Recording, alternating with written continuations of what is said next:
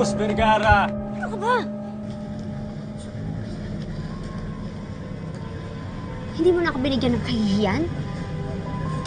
Tsaka baka marinig ka ng papa ko. Sinasabi mo pa buong-buo yung pangalan ko. Eh, ayaw mo kasi akong pakinggan eh. Para saan pa? Wala na sa akin ang kapatid ko.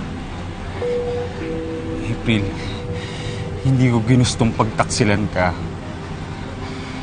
Pero kung di ko ginawa yun, malamang pamilya ko naman ang mawawala.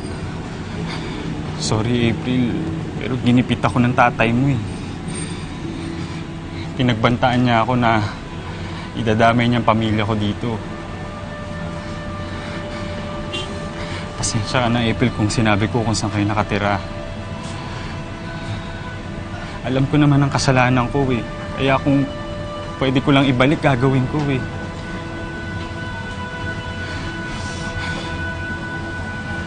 Ayaw mo na. Naiintindihan kita. Ginawa mo lang yung tama. Dahil kung ako, ganun din ang gagawin ko. Ibig sabihin ba niyan, hindi ka galit sa akin?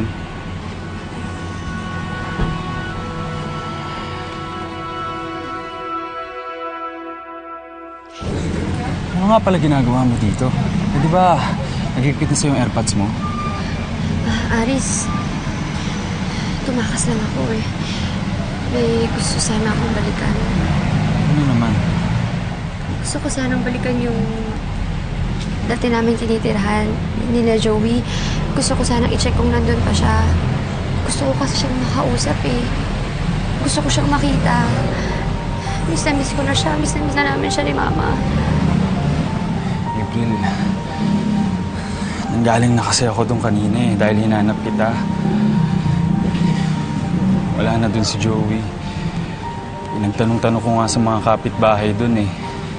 Nakita daw nila na umalis na siya, dala lahat ng gamit niya. Sorry, April, pero wala na doon si Joey.